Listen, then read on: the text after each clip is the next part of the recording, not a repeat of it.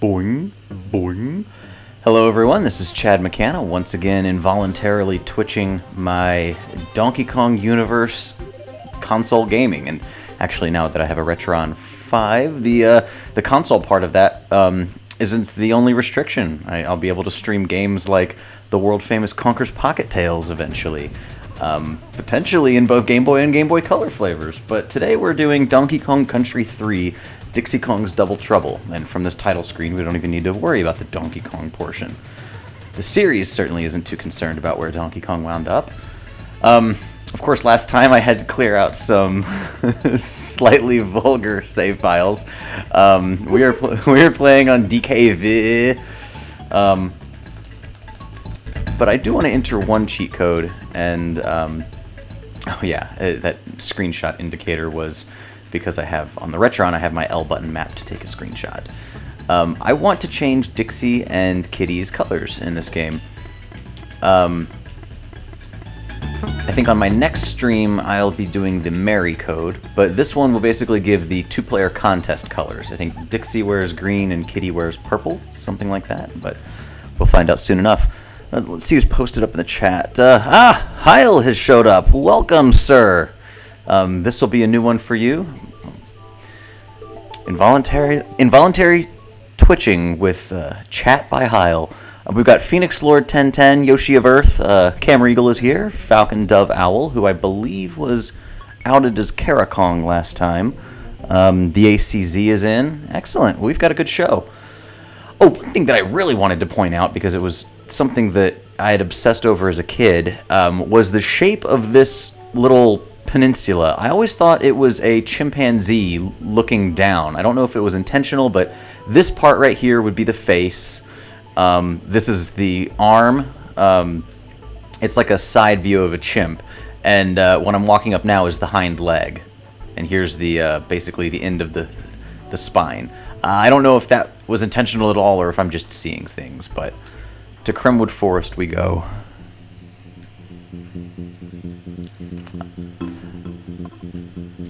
Now, obviously, this game took some inspiration from Donkey Kong Country 2 in that it makes heavy use of vertical stages, and I think that the redwood trees are one of those really fantastic archetypes that just seems like a no-brainer in the context of the Donkey Kong universe. Despite the fact that it was, it's the first game's on a tropical island anyway, it's really cool that in the sequels, they weren't afraid to get away from that. And even in the first one, there are some deciduous forests in Vine Valley, but this is a different take on that. I think a lot of the archetypes in this game are actually, they're sort of rooted in this, there's a warp where that background barrel is. I don't want that. So, yes, it was just the bear coin. I couldn't remember quite what it was. Yeah, so it seems like there's some inspiration taken from American archetypes. We have one later that looks like the deserts of the American West, the cliff archetype. You've got these redwood forests, which are in the Pacific Northwest. Kitty is really the wrong Kong to be playing this level with. He's got a pretty extreme hitbox.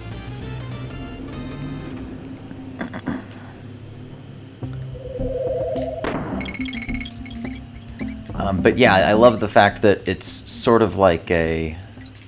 Well, actually, you know what? I was about to make myself into a hypocrite, because I do like that the tree is cut open like an ant farm, but this is exactly the thing that Heil and I just got done decrying of Donkey Kong Jungle Beat on our Spotlight episode not too long ago on our Conversation podcast. So, yeah, until this moment, it never really registered with me that we do have an ant farm in the series. Oh, okay. Gotta be very explorative. I talked about how it's unfortunate that Coin demands so much real estate in every stage he appears in, but that's an example of a very well-hidden coin. Let me switch over to Dixie. She might be the safest option. think they used the same palettes on her character for the bubblegum that they did for her clothes, because her bubblegum is also purple now.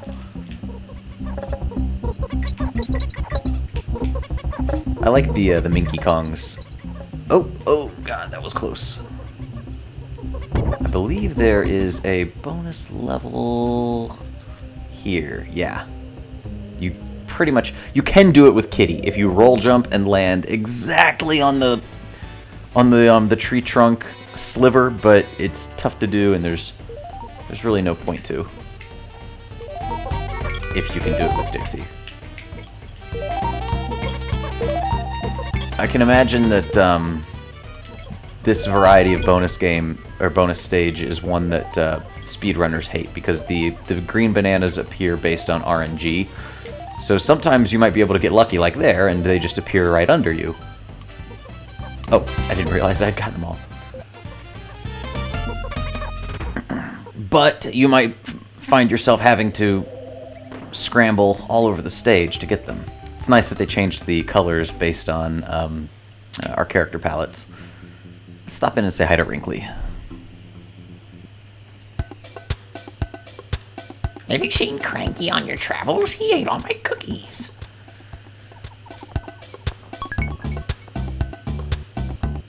In one of her 3 varieties she's working out. Left, right, and then up for falling monkeys. Wrinkly. Oh, check it out. We're going to be fighting a Rick, where that spooky-looking tree is. It's interesting, in the boss areas in the overworld, that part of the map has a spooky face. Alright, so we have to basically do this twice. Once will be my speed run, and that will be to beat Brash Bear's record. Thankfully, I really only need to get faster than 1:15, which I can do pretty handily, and then we'll go back and worry about the coin and the bonus stages. Let's see if I can remember the... I really should be playing as Kitty to do the speedrun one, because he can skip over the water, and he has the better roll through baddies. I mean, Dixie does it just fine, as you can see, but it's, I think, slightly faster to do it with Kitty. And don't worry, we're coming up on 1 minute, but we're also coming up on the end.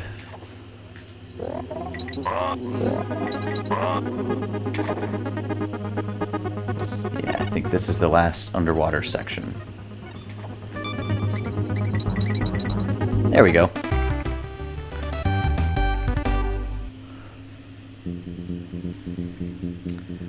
Alright, so I want to start as Kitty, as I said, so I'm going to switch and then come back in. By the way, if you weren't here for our last stream, we are using the harder and toughest codes. Well, they don't stack. We're using toughest, which also has the element of harder. So basically, we have no continue barrels and no DK barrels, but we're going after that beautiful cranky trophy. But what that does also mean is, if I screw up as Kitty and get hit, I will need to start over, because he is crucial for things like that.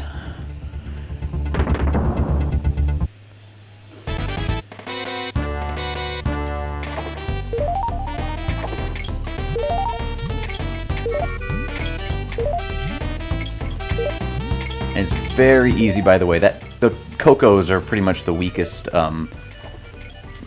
underwater baddie in this game, but if you it's all too easy to accidentally jump and be forced downward by your own gravity into him in that area, so he's deceptively tricky. Well, usually I can't get the roll jump when they're off screen, so that was actually pretty impressive. To myself, anyway. Your mileage may vary in terms of how impressed you are. Alright.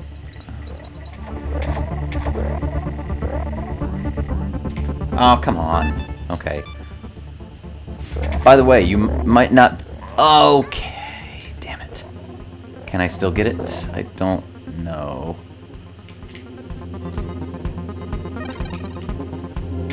Oh, okay, yes I can, yes I can. It's this. That swarm, by the way, is made up entirely of tiny red buzzes. If you pause it, you can actually see little bits of their wings.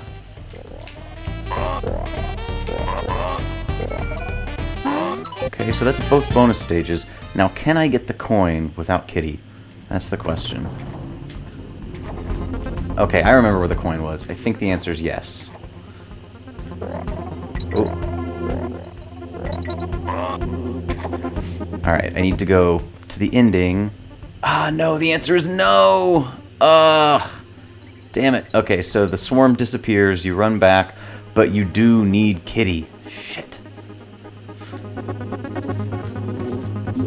Ah, well, that's what we get for harder and toughest. Oh, I forgot. Yeah, so since I have toughest on, whenever I start the stage, it automatically gives me both Kongs. So let me play through as Dixie real quickly, and that way I can ensure that I'll still have Kitty by the end. Yeah, we were doing so well. I didn't know there was a bear coin up there.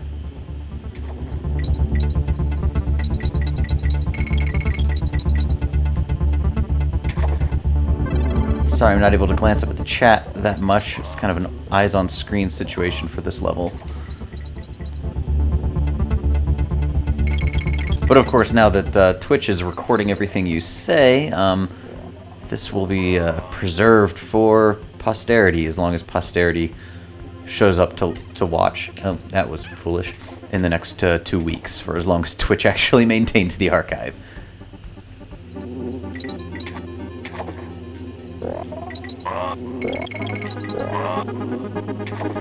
Okay, no problem. Just need to roll through some sneaks, and that'll be that. Okay.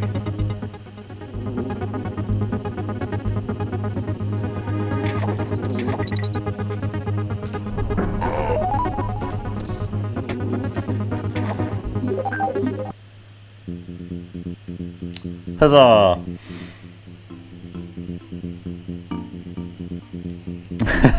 Mr. Kyle's Twitch also showed up, Smooth Dog, and it seems like there's a discussion on whether or not my alternate colored costumes are canon. I guess I would maintain that they are not. It's kind of a metatextual recoloring that isn't brought on by anything in the game's universe. And in this stage, by the way, you see over there our introduction to world's greatest animal buddy, Perry the Parallel Bird, who perhaps the Twitch stream can remind me. I can't remember if Perry is a member of the DKU Hall of Fame or not, but if it's not, it should be. Oh, could have sworn something was up there.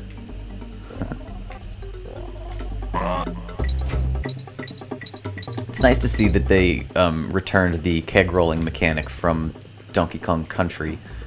It was conspicuously absent in the sequel, but not only did they do that, but they allow you to do this with it.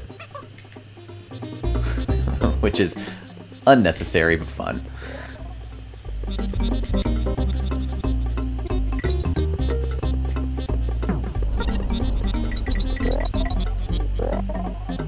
And here you can see this trap door, which threatened to give us so much trouble in the last world, is actually locked, and that's a key mechanism for this stage.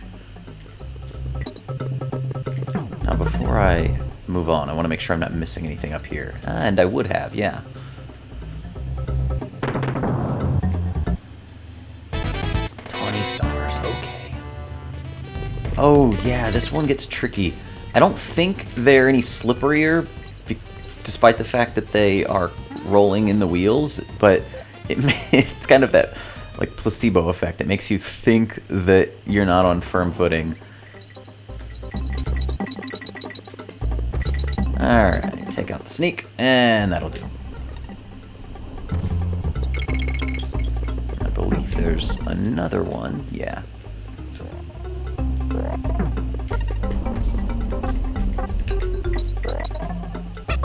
See if I can get Kitty up there. how we really need.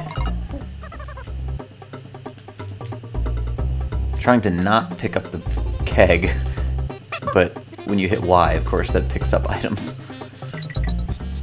So, yeah, as I said last time, the bonus stages are spaced out, one before the continue barrel and one after, but because we are doing this with the toughest cheat on, I don't have that continue barrel to kind of indicate whether or not I've missed something. So, yeah, I'll have to go off of the Kong letters, if anything, because, yeah, overall, this game was much more structured in its design than Donkey Kong Country 2, whereas that game, and I guess even more to an extreme, the first game, would kind of scatter bonus levels sort of randomly, not haphazardly, but at least the way that they were distributed was sort of random. There was never any set formula that you could get used to aid you in kind of figuring out whether you've met your quota for the stage.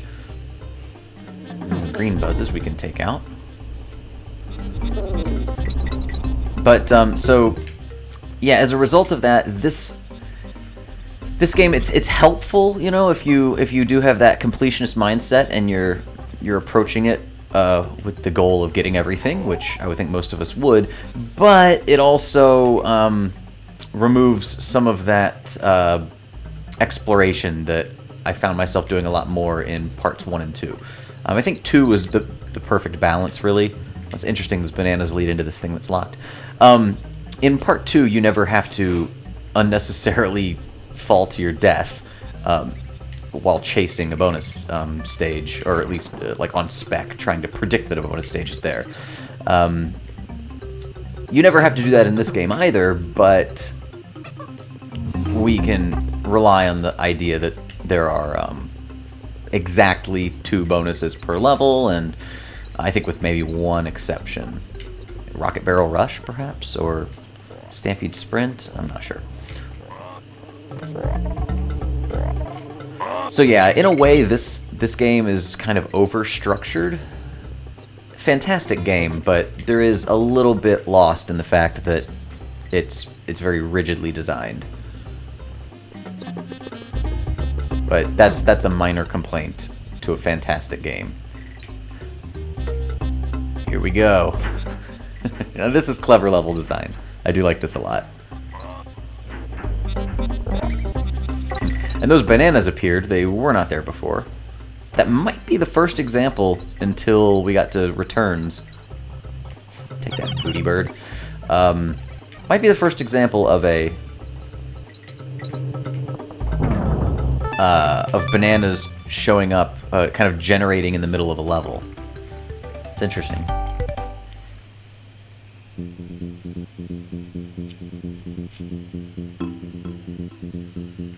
All right. Let's stop by the Swanky Swide Show.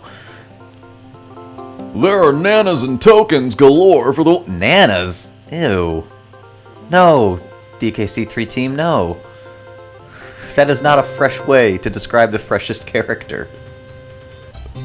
Okay, Kongs, it's your choice today. Which game would you like to play? We did head-to-head last time. Let's do Race to 25. Today's round is a special throwing game where the winner... If a little girl or a dopey kid can beat me, I'll hang up my gloves.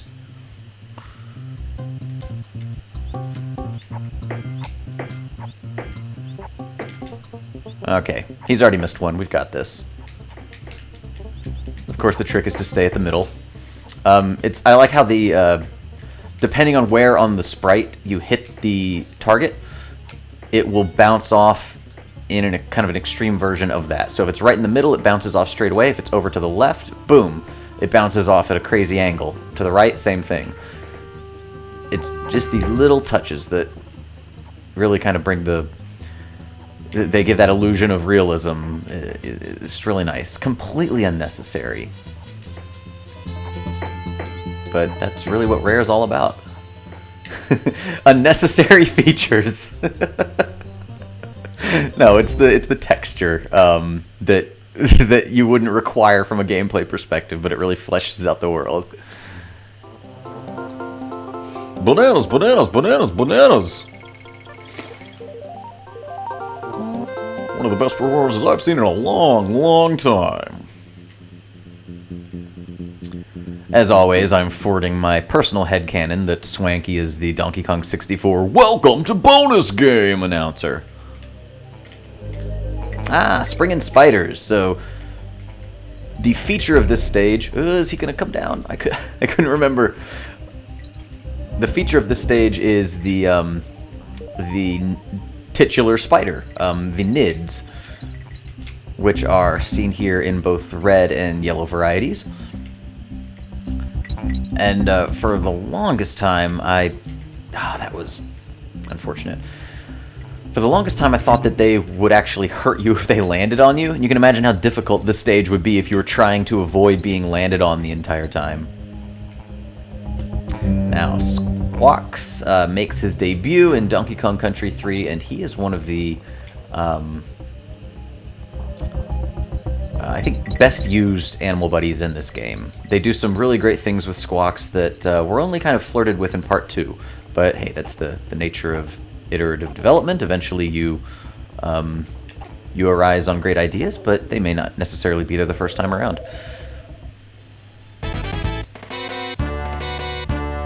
Although that's not to suggest that Donkey Kong Country 2 wasn't full of great ideas. Basically that's all that game was. It's just that they were able to find some interesting new uses for Squawks in this game. And in fact, the purple parrots, Quawks and Squawk and Quawks, whom we used to call Squeaks and Flapper. They actually have different abilities than Squawks in this game, not just the lack of target abilities or egg spitting, but they can pick up different barrels throughout some of the later stages. We may see that in Mechanos later.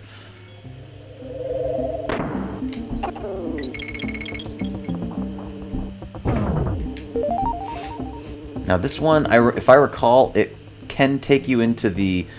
That one can take you into the Buzz hitbox if you're not careful, so you really have to sit right on the edge.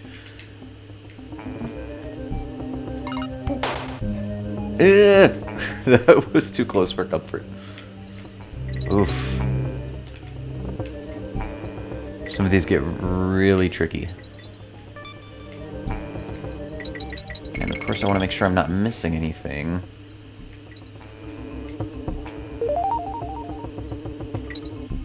Well, okay.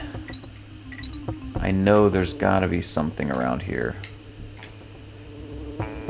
Ah, yes. There it is. So for that, we will need to be playing as Kitty.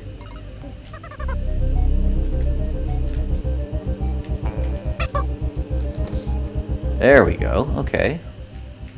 And I think at this point, it would behoove us to swap back to Dixie. And back to Kitty. That's a cool little puzzle. I like that. And of course, we've missed an entire swath of the level, but that's okay. We'll take out this bristles.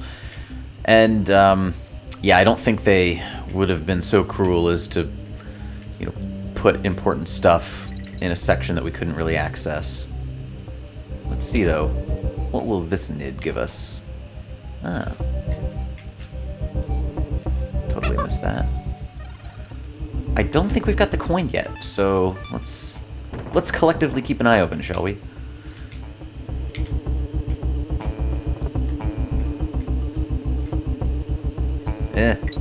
No, don't break my barrel.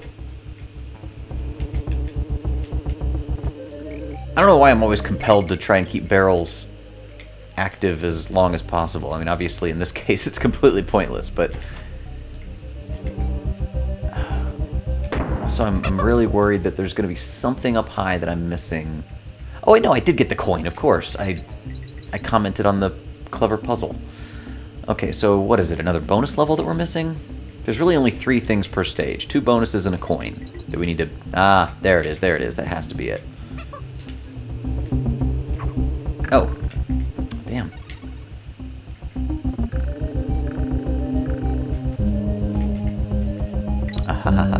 Okay.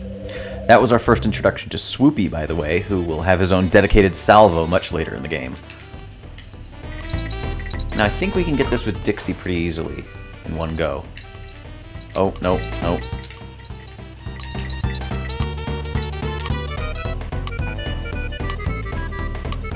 I was cutting it a little close. Another effective way to do that one is to just go as Kitty, or just drop as Dixie, and just make 2 rounds. 2 straight drops, basically. You can pick them all up. And that'll do it for this stage.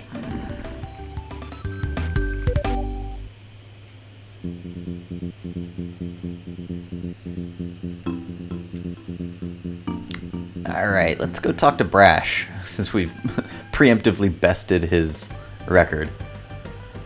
Hey, it's the Banana Brain Kongs. What do you think you're doing coming into Brash's cabin without asking? See that Riverbank race? I ran that in 1 minute 15. You couldn't do it in double the time. What? You can't have beaten my time. I've held that record for the last 2 years running. You've made me so angry, I could... Honk, honk, honk.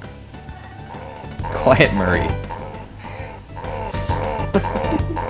I've got a participant setting up shop in my lap right now.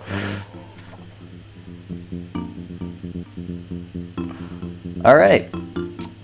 So, if we hadn't beaten his time yet, he would have just gone on bragging at us, but yeah, thankfully we've taken care of it. Oh, that was stupid. So this booty bird drops a TNT onto the... Well, that was really stupid. Okay, I don't need the K.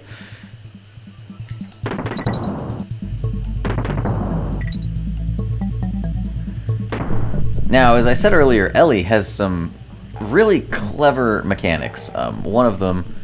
Oh, by the way, we don't want to get down there. One of them, of course, is the fact that she can suck up and spit out water with her trunk. I actually like it quite a bit. That, I forget the name of that thing. Oh, it's a Nibbler, I believe. Or at least it is later in the game. But yeah, Ellie's water kind of introduces some of these puzzles where you'll need to destroy certain baddies with the water that then destroy other baddies. She also... God, what a way to be introduced to this mechanic. She also can do... she can pick up and set barrels in the water. So she's an incredibly versatile animal buddy. Much more so than the brute force Rambi. But, hey, we love Rambi. It's strange to have a DKC game without Rambi, to be honest. Alright. Yes, this is telling us exactly what we need to do. Easy to forget what barrel we have in our hands.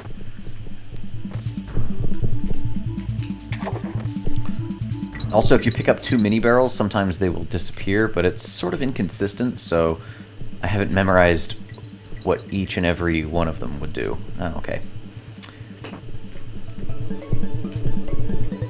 Come on.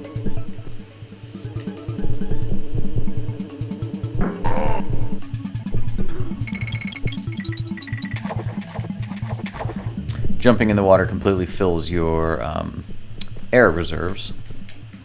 Oh, see? If you watch, that yeah, that keg completely disappeared when I picked up a new one.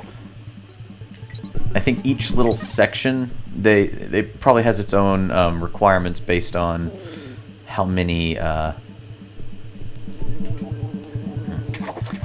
many sprites are on screen. Because there is some slowdown, as you'll see in this moment.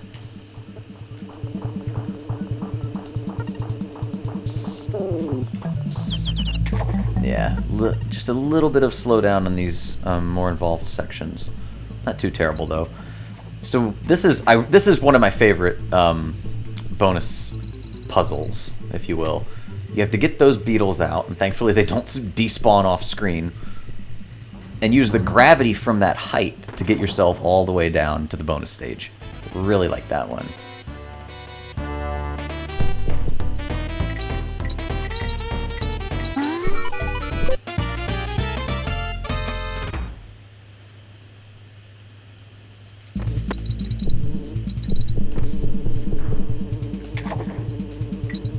Oh yes, of course, coming out of the bonus stage, we're out of water.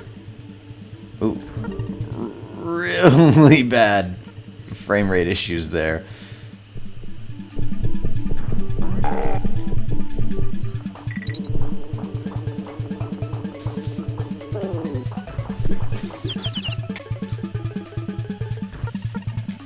To the point where it's not even registering my my shoulder button presses in a few situations.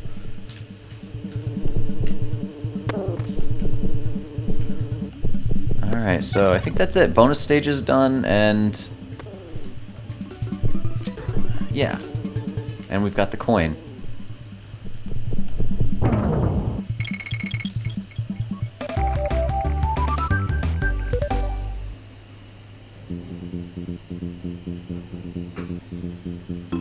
Alright. What's up for a game of Simon? The fun is in the challenge.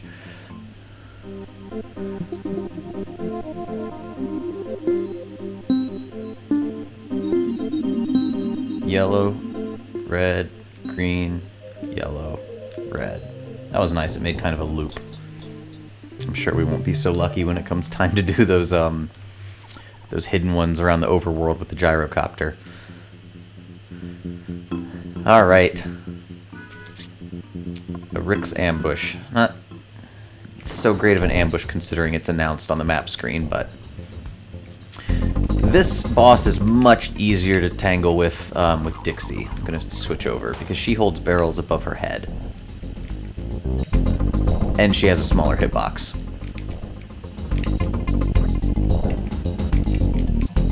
So you can really just do that. The hitbox, of course, comes into play on this section when he shoots these little globules at you. And I think we can keep the barrel alive by, yeah, just hanging out there in the corner. He will shoot a few more globs in a moment. Yeah, and we can still keep the barrel alive even with that. Oh, I didn't expect to get up there. Yeah, this is the one that can get a little tense, but okay, got it. No problem. No!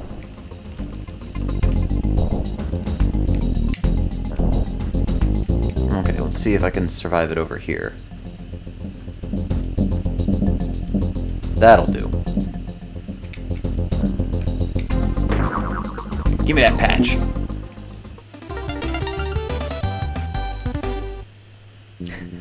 Now this is where some of the RPG stuff kind of falls apart. Why would a Rick have that patch?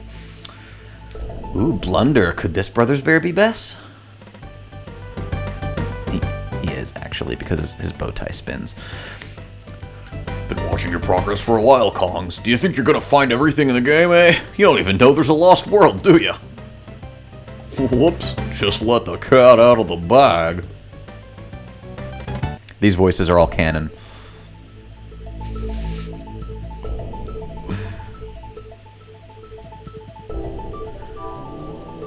So what should we do with that patch? Oh yeah, this is just what I needed, Kongs.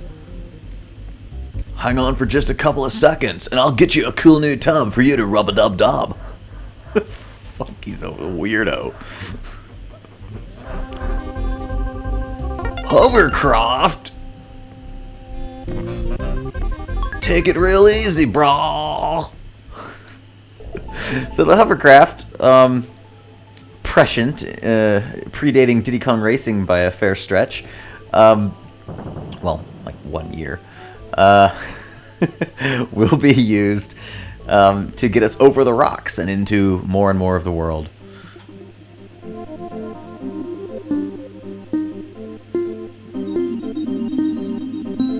Green, blue, yellow, yellow, blue, red.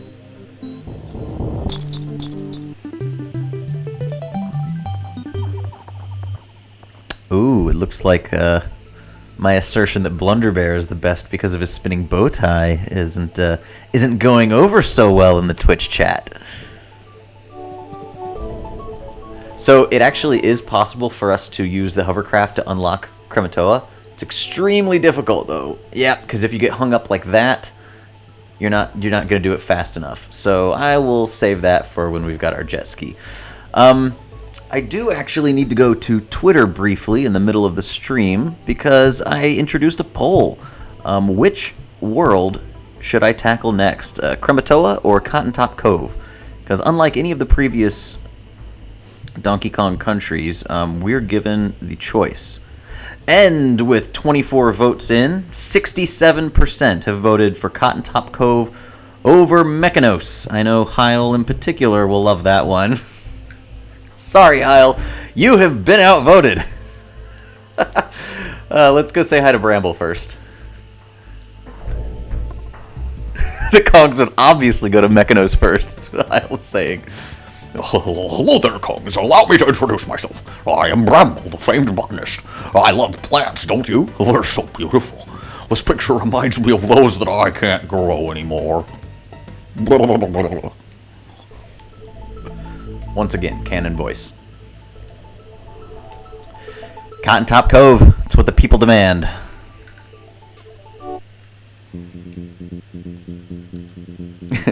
So, he might be your best brother's bear, but this is the worst brother's bear. Hello there, Kongs. How are you? My name's Blue. Pleased to meet you. You wouldn't have brought... Oh, I can see you haven't.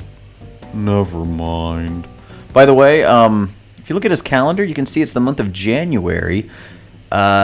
Circled is presumably his birthday, so if we work out when in 1996, like what the days were, whatever that third Tuesday of January is, or it might be the second Tuesday, the first row could be the previous month, we could probably figure out the day that this game takes place. I don't think it's necessarily November of 96. It's on the day of Blue's birthday.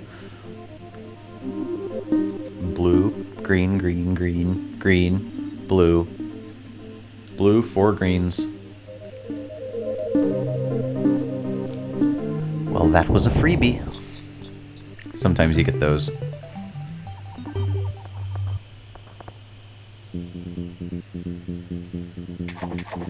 Now one of my favorite archetypes in this game. It's not... Baza's blockade is not really doing much to blockade us from this staircase, but it's a video game. We must respect invisible walls. I absolutely love everything about this archetype. Of course, somehow they took the same concept from the first Donkey Kong Country that was so memorable, the coral, and did something completely different with it. It's much more colorful, but at the same time much more menacing. Evelyn Fisher's soundtrack, I know I'm talking over it, so I'm doing it no favors, but I'll shut up in a moment. It's eerie. It's unsettling and kind of mysterious. Of course, that's in keeping with her overall kind of sound design credo for this game, but it's just against all odds. They really did something great again with a completely different style of choral stage in Donkey Kong Country.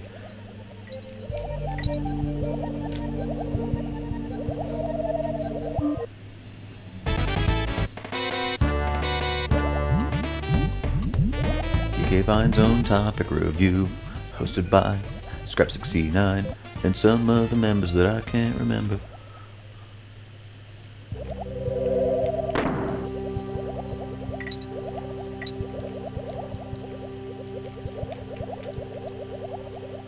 Yeah, now these guys, I'm assuming they're barracudas, but their Kremling army species name is Baza.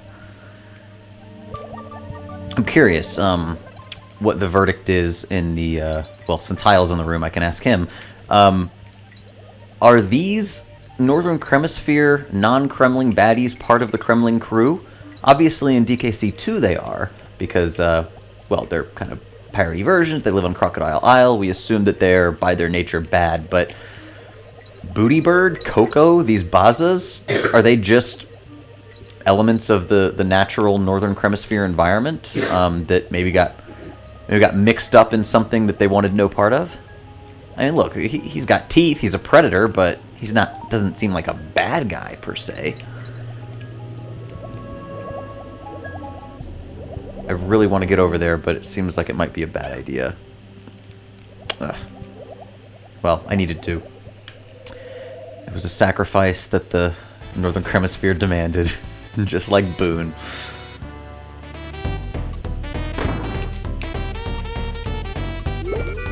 Alright, now this one, it's annoyingly easy to accidentally run into these Cocos, so I'm taking it very slowly and deliberately. Like, right there. Right there! But at least they let us do this.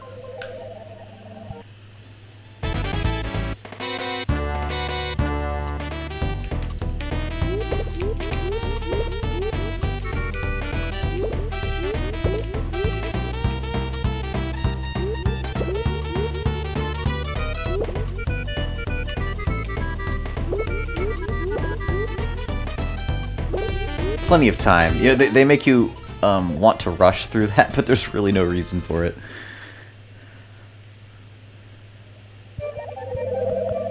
I wonder how I was meant to get through this without getting hit. Maybe if you go above them, they won't hit you. But now that we have On Guard, I wish I had a second hit as On Guard, but at least I don't have to worry about... Well, actually, we've gotten both bonus stages, so the only thing I need to worry about is Coin, and since we're underwater, he's relegated to the cave at the end. Yeah, so really, now I just need to worry about that wonky frame or two in which On Guard is vulnerable.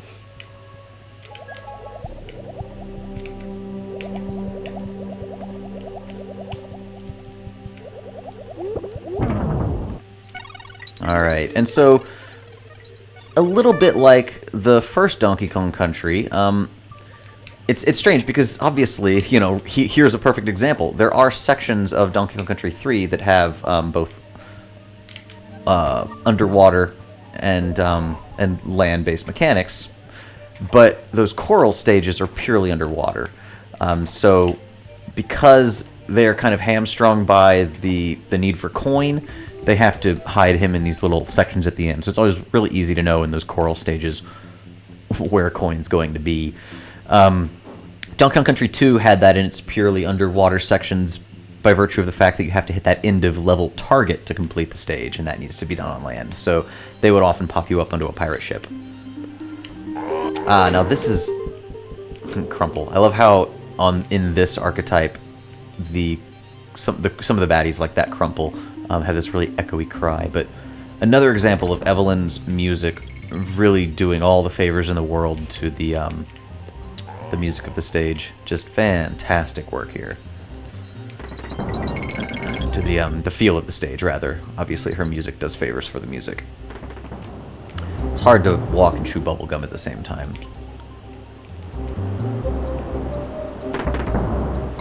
And so these, yeah, one thing, though, that is a little tricky about... Oh, no. At least there's that. Unlike the Game Boy versions, the Donkey Kong Lands, at least these ones don't just scroll you off the screen as you fall to your death. Okay, so... Oh, what is it about this area? Yeah, as I was saying, one thing I'm not very fond of on these waterfall stages is the fact that you often have to just leap out into nowhere to figure out where stuff is.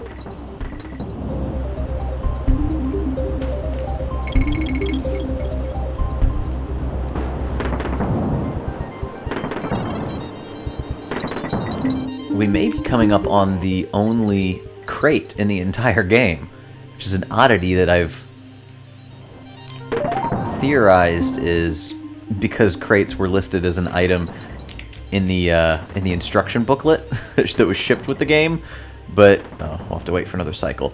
But they actually don't show up in the game, so my theory is that it was just a kind of a retroactive addition at the very last minute. Just put one in the game, so the manual's technically correct. There's a perfect example of me risking far too much just to confirm that I'm not missing anything. Ooh.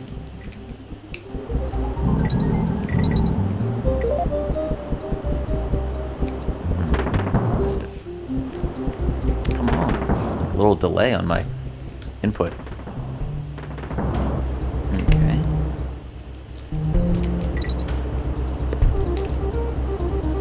lot of times they hide bear coins in those little areas.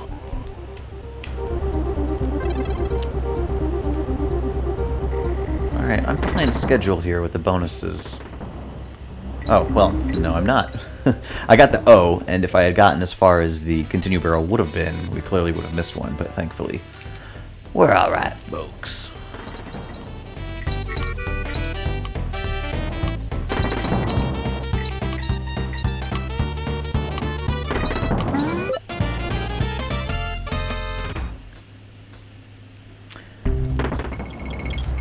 Something just occurred to me. We are aggregating loads and loads of bonus coins, but so far we have no idea what we're supposed to be doing with them. We're just collecting them because that's what you do in a Donkey Kong Country game. But, you know, they mitigated that in Donkey Kong Country 2 by placing Clubba in every world from World 2 on. But here, until we unlock the Lost World by deciphering Blunderbear's clues and get to talk to Boomer, and and interact with his uniquely bonus coin based economy there in Krematoa, we have no way of knowing what the hell we're supposed to do with these things. Okay, so maybe I was mistaken. Maybe that crate comes later in the game. Ooh, but here's a crate we always like to see. See if I can do Perry some favors here. And I hope someone in the Twitch chat can preemptively tell me whether or not Perry will give us a bonus stage or just a 1-up or something. Like, if I accidentally kill Perry, will I need to restart the level?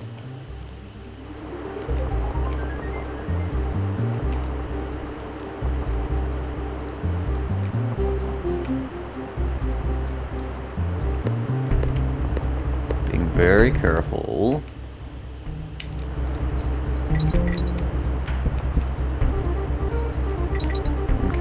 Not yet. Let's take care of this guy, just get him out of our way.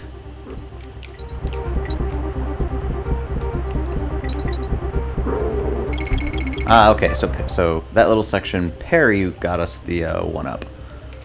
Switch back to Dixie. I'm a little more comfortable using her.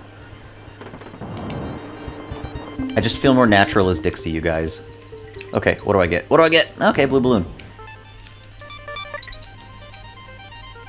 And a bonus stage. So all we're missing is coin, and I believe there's this whole long horizontal section at the top of the stage to access coin.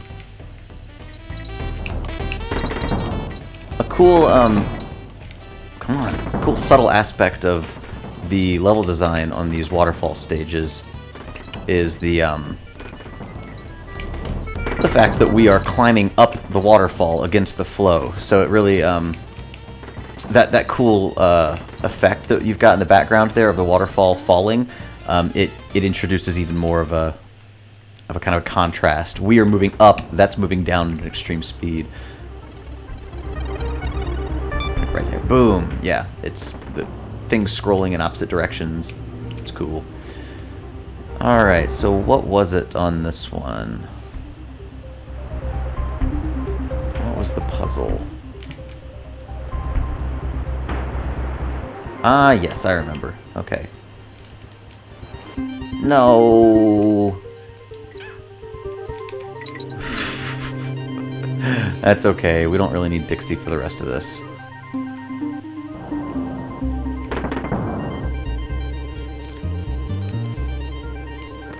Alright, so I believe...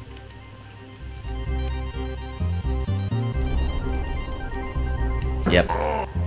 You just have to be quick about it. Oh, wait, hang on. I could have just... I could have just used that. Oh, well.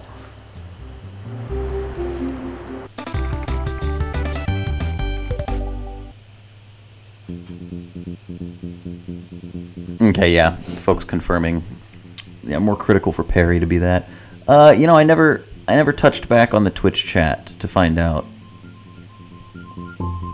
what the verdict was on those, Okay, so Heil is saying that the baddies are all part of the Kremlin crew, or at least trained by them.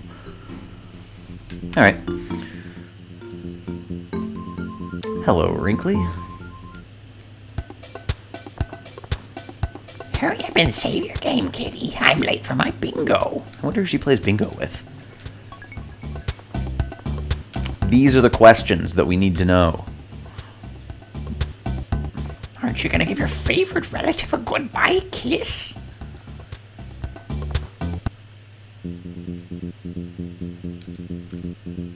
Ooh, could this be? Oh, no. For some reason, I thought this was a different stage. I thought it was going to be our first canyon stage, but of course, I don't think that comes in until Razor Ridge. Yeah, there is another clasp-based stage in Razor Ridge that I just really love that archetype, and I was hoping that that would be it. Unfortunately, we've got that Nibbla with us, so we'll not be enjoying the waters. Something that's tragically not present as much in this game is the that really cool perspective shift that you'd get when going in and out of the water. How it would give that it's not mode 7, but it was kind of this parallax effect that worked on the vertical axis instead of the horizontal axis that you typically see in games of the SNES era. Yeah, there was none of that in this game, really. And if there was, it was extremely subtle. It seemed like the tech in DKC2 was actually a little more advanced than this game. But, this game had plenty of innovative aspects of its own.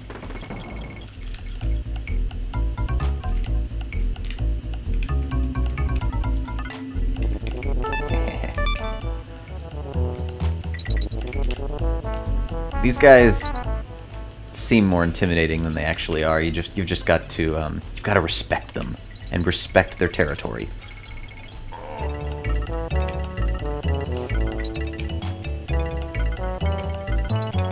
Ooh, okay.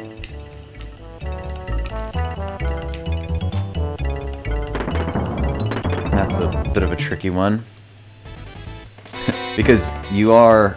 Until the camera scrolls down and you barely have time to let it scroll down, you might think that you are dropping into nothingness right below or not nothingness, but dropping into the waiting jaws of that Nibbla.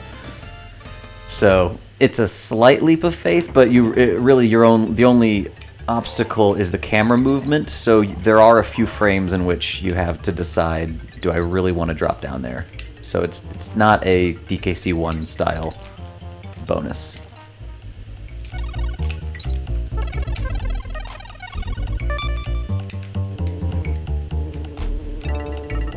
Little slow down there.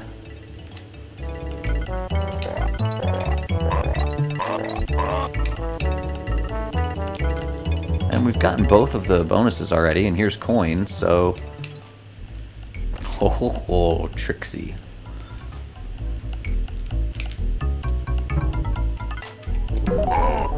No more Nibbla, but you can see that this is whole, so we can't actually go under it. Sometimes they might have hidden goodies back there, but there may be something on top of the shed, probably a 1-up. No? Oh, game, you have disappointed me.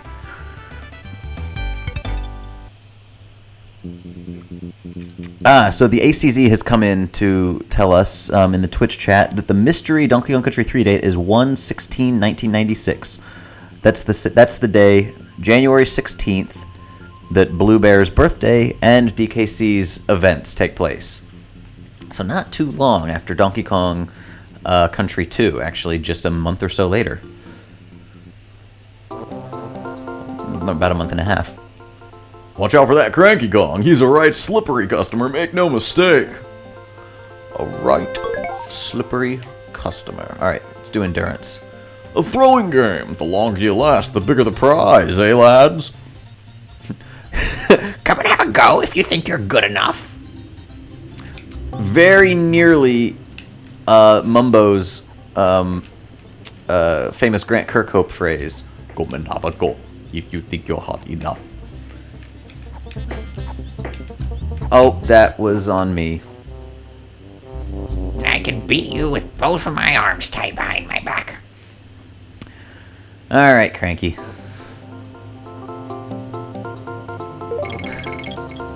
You can always try again.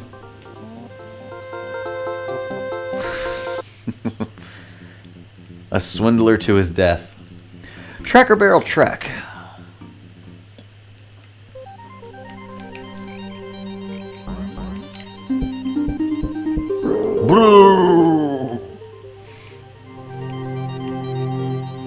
Ah, yes, that's what the tracker barrel is. Okay.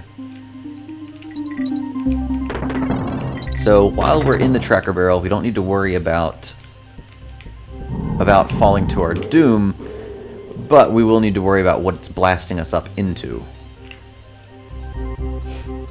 Okay, that was just the easiest path. Ah, as I say, I'm always paranoid on these stages that I'm missing something crucial.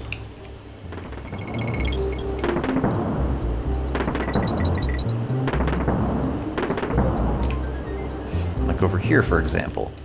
Come on, Dixie? Dixie? Yep.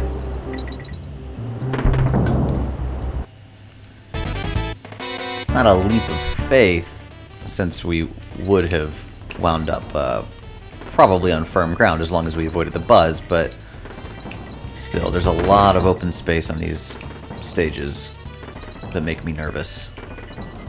Or at least paranoid, skeptical that I've gotten everything.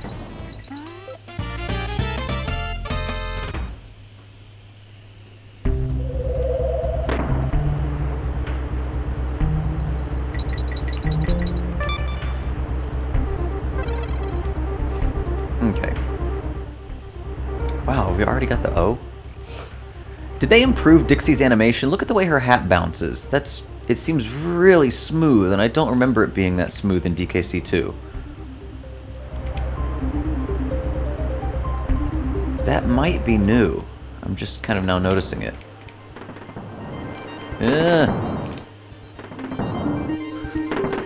Making me nervous.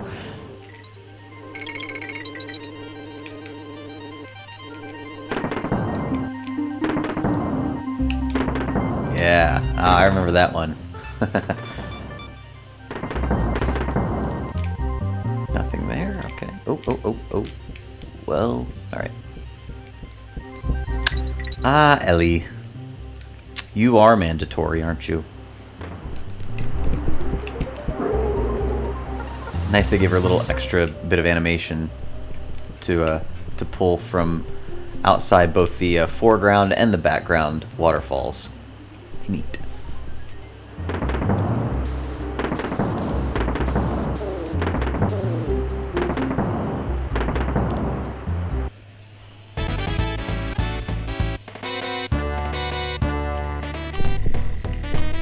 Oh, wait. Yeah, we could just bounce on these guys. Like, why am I worrying about the waterfall? Oh, okay. You got me, game. That one's on me. Oh, wait.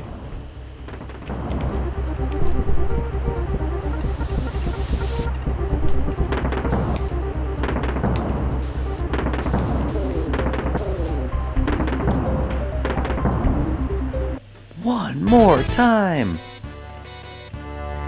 Oh, hey, hang on a second. Did you guys see that? It looked like in the Bash the Baddies image, Dixie was wearing purple, but Kitty was still wearing blue. Am I crazy? Did you see that?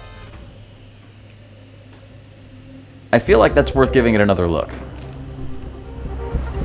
I'll die. I don't need to worry about beating the minigame. Bonus game, but let's see. Dixie purple, Kitty blue. Look at that! Little mistake on the part of the game.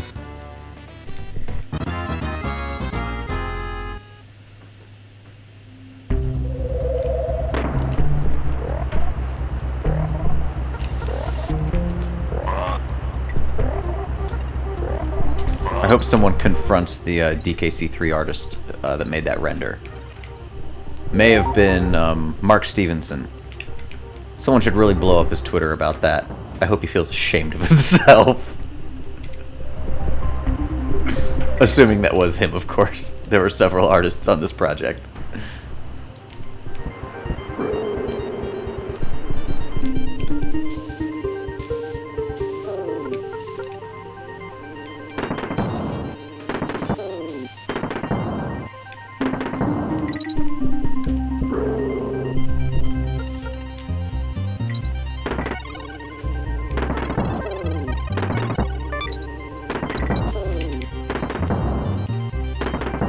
Okay, so yeah, I think we've got both bonuses, perhaps? Maybe not.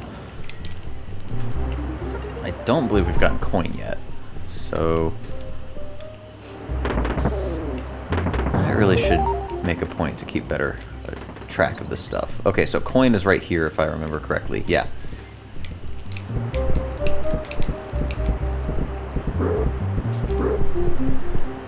Oh, that's right. Okay, so we have one shot. Do not blow your chance to flow.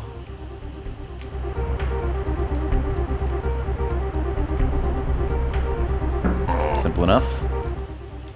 And is that both bonuses? I can't rightly recall. Ooh, you've got to be confident in that moment. Okay, yep, we got it all.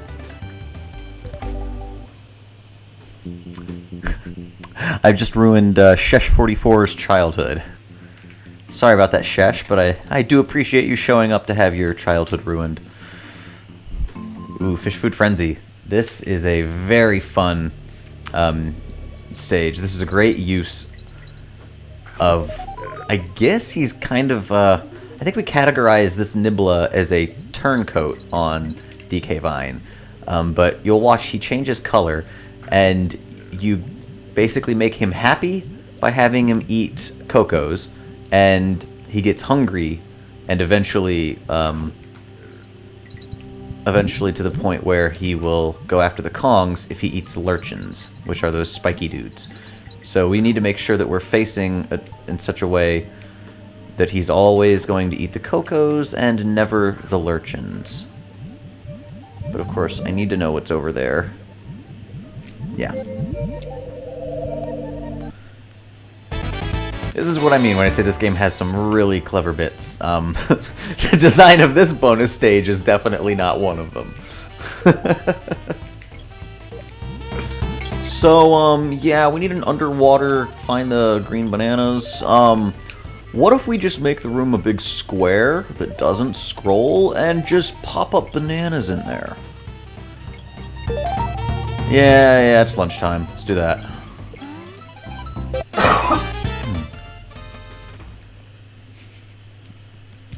That's okay. I'll forget a moment of laziness in the midst of this transcendent brilliance. Oh, come on.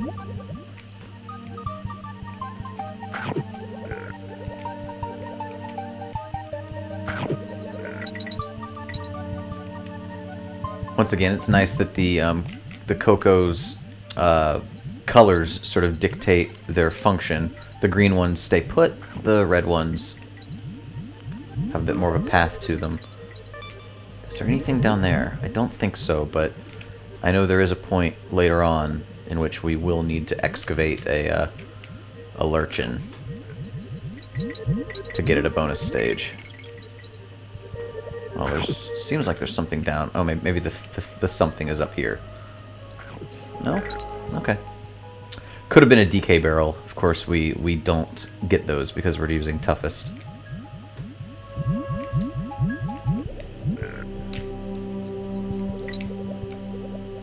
Oh, that's just a DK coin, or a Kong letter. Don't really need to worry about that. Alright, let's see what's over here. Ooh, I feel like we definitely might have missed something. Okay, this will be our downfall. Oh, all because of that stupid bear coin. No. Okay, let's see if we can keep him. Okay, good. Back to normal.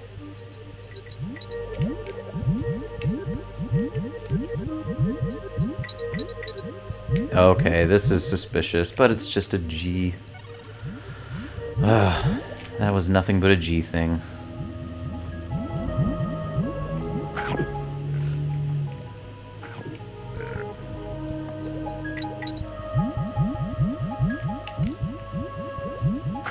Where is it? Where is it?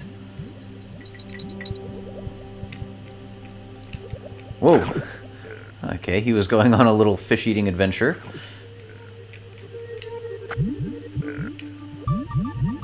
It's one of these. That's the one. You can see it. Whew.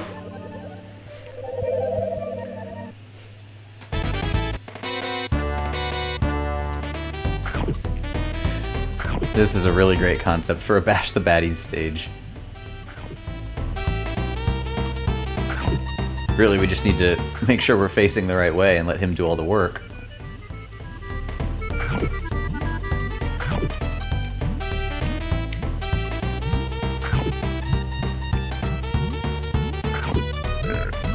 And that'll do it. 2 in the hole, ready to go.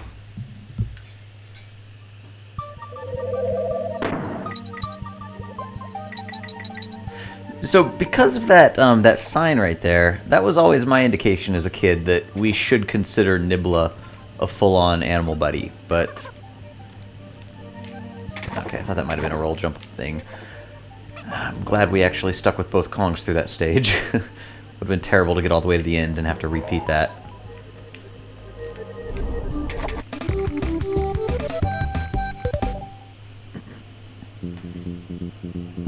Welcome to the stream, Malik. We're getting close to concluding, but I'm glad you were able to see us take on Squirt. He's a squirter.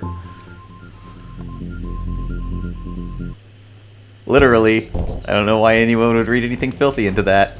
That's literally what he does.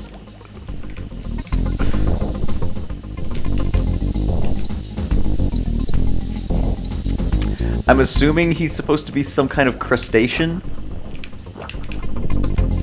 Damn, it's really tough to fire these in the right direction. A lot of people say Squirt is kind of an unfair boss fight. The controls do get a bit finicky. Oh, and there we go. Yeah. He goes around twice.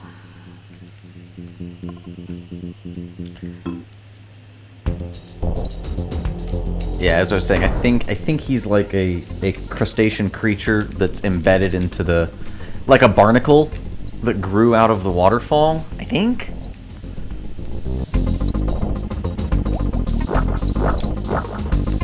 Yeah, there we go. That's good. If you can get them all in one cycle, obviously that's the speedrun friendly route.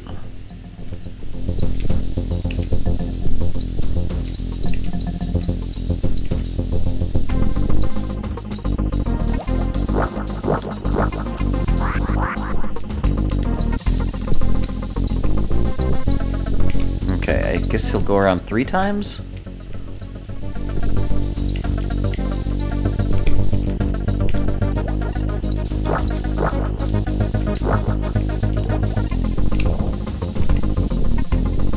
Twice, but it just gets faster. Okay. And yeah, depending on which side you're on. That'll do it. We have 1 ski to make a lopsided vehicle.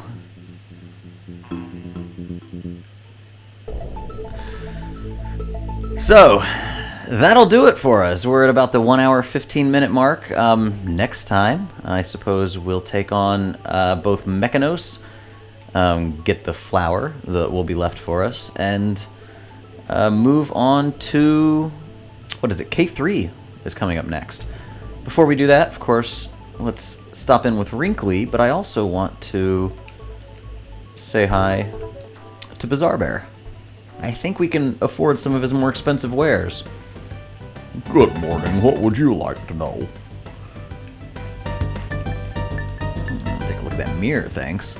It's no ordinary one. It was Cranky's great-grandfather's. I can't let it go for less than 50 coins. Yeah, I'll take it. I'm afraid that I'll have to offend you by refusing credit on this fine item. Sorry. Yeah, nothing today. We'll come back for the mirror. I don't think we need the mirror until... Thanks for your business. who is it, Baffle Bear in way later, I think in the final world before Krematoa. Yeah. Oh yes, let's say hi to Wrinkly.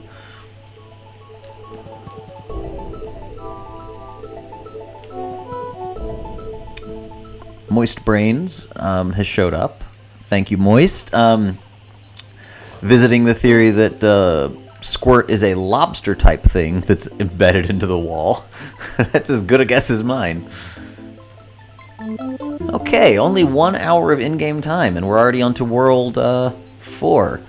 Not bad. We may yet get the Immortal Monkey status. I think we have up to 5 hours to play it. As I said last stream, I was really worried that taking my time on some of these RPG elements would factor into the clock, but I guess it's just the actual in-level clock. Alright everyone, well, this'll do it for another Sunday. Thanks for coming into the chat. I really appreciate everyone. If you catch this stream on Twitch in the next 2 weeks, I think the chat will actually be embedded in it. Otherwise, we'll be up on YouTube as part of our normal archive. As always, this was brought to you by our Patreon patrons. So go to dkvine.com/Patreon. Take a look at the rewards if you're kind of new to Patreon. Basically, you get, if you donate $1 a month, we will send you a set of stickers every year. This year's set is based on pre-existing characters in a copyright skirting style, thanks to Matt Corna. You also get a DK Vine logo sticker, but hey, it only goes up from there. $2 a month gets you access to our dedicated DK Vine Minecraft server. We have a weekly conversation podcast. There are many rewards dealing with that. And in aggregate, if all of you donate to a certain threshold, it unlocks our ability to do extra stuff. The next unlockable milestone is that my DK Vine co-founder and compatriot Hyle Russell will start to stream what he calls the Slush Fund, which up to this point has been a forum feature in which he plays each Donkey Kong Universe game in order exhaustively, completely 100%. The one that he's been stuck on for a few years is Donkey Konga 2. So if we can get to, I believe, 650, I may be off on that figure, check the Patreon, but if we get to whatever that tier is in total donations, yeah, he will basically be panning it up with the Donkey Konga bongo drums for all to see and point and laugh at. So I won't be the only one embarrassing myself on Twitch on a regular basis. Thanks, everyone, for tuning in. As I said, check us out on Patreon. It's been a pleasure, and we'll see you next week in Mechanos.